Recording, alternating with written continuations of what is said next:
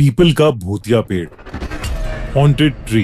India में कुछ ऐसे भी पेड़ हैं जिन्हें जानलेवा माना जाता है, क्योंकि रात को वहां भूतों का वास होता है। दिल्ली यूनिवर्सिटी की एक रियल हॉरर स्टोरी पर बेस्ड है।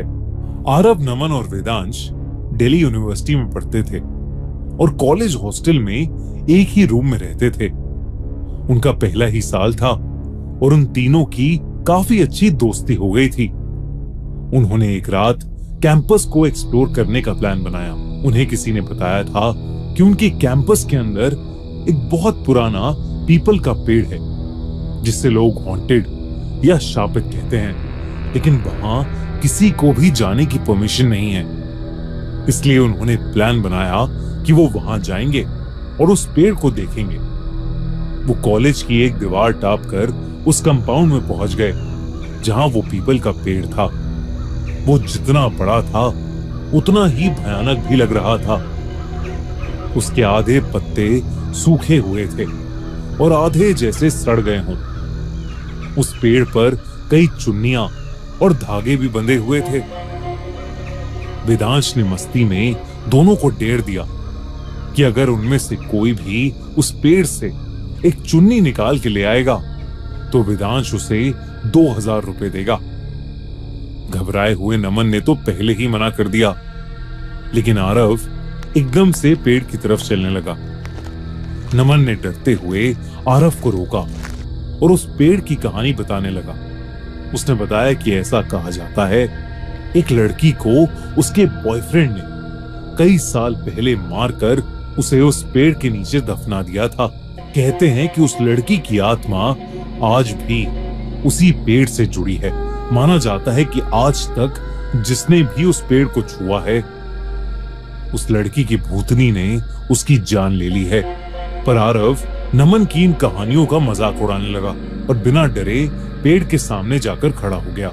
नमन बार बार उसे पेड़ को छूने से मना करता रहा, पर आरव ने एक ही झटके में उस पेड़ से ना ही सिर्फ एक चुन्नी उतारी बल्कि एक धागा भी निकाल लिया और सीधा आकर वेदांश के हाथ में थमा दिया। वेदांश ने उसी वक्त शर्त के मुताबिक आरव को पैसे दिए और वो दोनों डरे हुए नमन का मजाक उड़ाने लगे। कुछ देर बाद वो तीनों वापस अपने हॉस्टल में पहुंचे। एग्जाम्स खत्म होने की वजह से ज्यादातर स्टूडेंट्स सेलिब्रेट करने बाहर गए थे, तो उस रात वो तीनों अपने फ्लोर पर बिल्कुल अकेले थे। डर के मारे नमन ने अंदर से दरवाजा बंद कर लिया था और वेदांश और आरव भी थके होने के कारण कमरे में जाते ही सो गए। कुछ ही देर बाद शीशा टूटने के जोर की आवाज से तीनों की नींद एक साथ खुल गई। उन्होंने आसपास देखा तो सब सही सलामत था, पर खिड़की बार बार अपने आप खुल रही थी।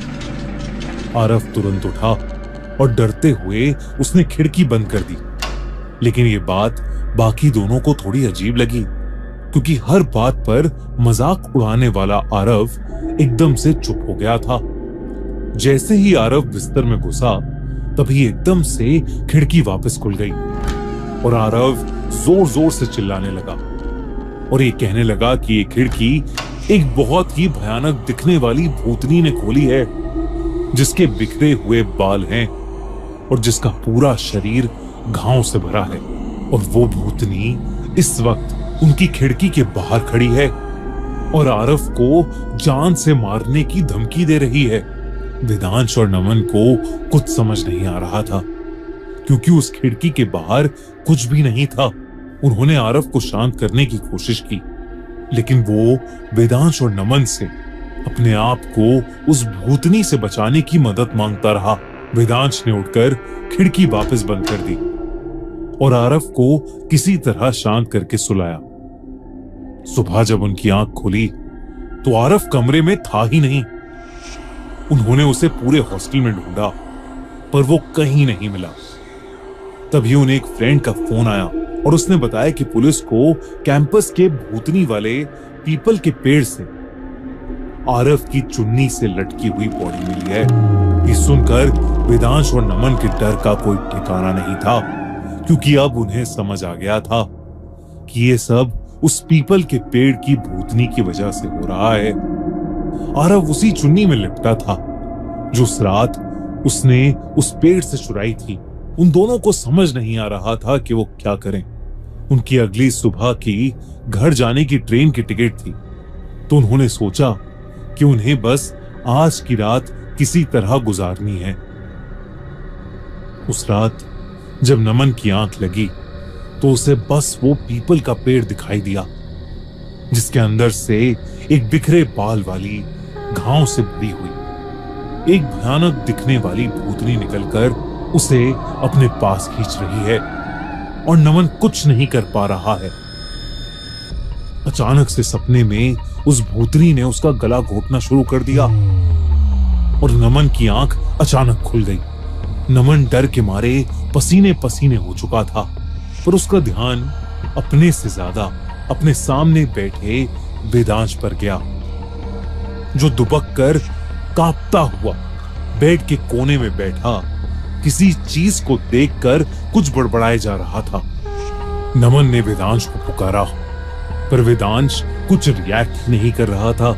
ऐसा लग रहा था कि जैसे वो किसी से बात कर रहा है और बात करते करते बहुत ज्यादा घबरा रहा है।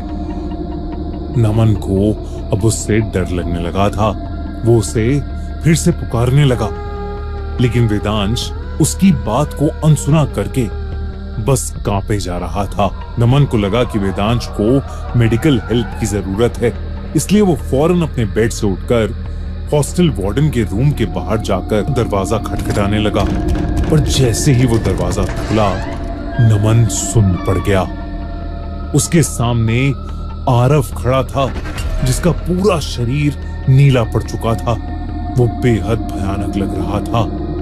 उसके हाथ में वही चुन्नी थी और वो धीरे धीरे नमन के पास आ रहा था। उसे देखते ही नमन जोर से चीख पड़ा, लेकिन तभी आरव वहां से गायब हो गया और हॉस्टल वार्डन तेजी से नमन के पास आया। उसने पूछा कि उसे क्या हो गया है, तो नमन ने उसे पूरी बात बताई और वो लोग जल्दी से उसके कमरे की ओर गए। लेकिन जैसे ही वो दोनों कॉरिडोर में पहुंचे, उन्हें देखा कि वेदांश दर्द में चीखते हुए अपने आप ही घसीटता हुआ हॉस्टल के बाहर जा रहा है। वो दोनों उसके पीछे पीछे भागे और उसी पीपल के पेड़ वाले कंपाउंड में पहुंच गए। वहां उन्होंने जो देखा, वो देखकर उनकी हालत खराब हो गई। वेदांश हवा में फ्लोट कर रहा था। साफ साफ दिख रहा था कि वो किसी अदृश्य शक्ति के वश में है। वेदांश दर्द में चीख रहा था, जैसे कोई उसके अंदर से उसकी जान निकाल रहा हो। नमन उसे पुकार रहा था, पर उसका वेदांश पर कोई असर नहीं हो रहा था। तभी वेदांश की गर्दन अचानक से चटक गई और वो जमीन पर नीचे गिर पड़ा। इससे पहले कि नमन और वो हॉस्टल वार्डन उसके पास जा पाते, उनके सामने वही बिखरे बाल वाली, घाव से भरी हुई एक भयानक दिखने वाली भूतनी आ गई। वो बेहद खूंखार दिख रही थी। नमन और हॉस्टल वार्डन दोनों उसे देखते ही बेहोशी की हालत में आ गए और नीचे गिर पड़े। अगली सुबह जब उन दोनों की आंख खुली तो उन्हें देखा कि बेजान सा वेदांश वैसे ही उस पीपल के पेड़ से लटका हुआ है जैसे आरव लटका था। ये खबर पूरे कैंपस में फैल गई और उस पीपल के पेड़ के उस पूरे कंपाउंड को सीमेंट से बंद कर दिया गया। नमन ने उस पेड़ का मजाक नहीं बनाया था और शायद इसीलिए वो जिंदा बच गया। पर लोग आज भी उस रास्ते के आसपास जाने से डरते हैं, क्योंकि क्या पता उस भूतनी का अगला शिकार वही बन जाए।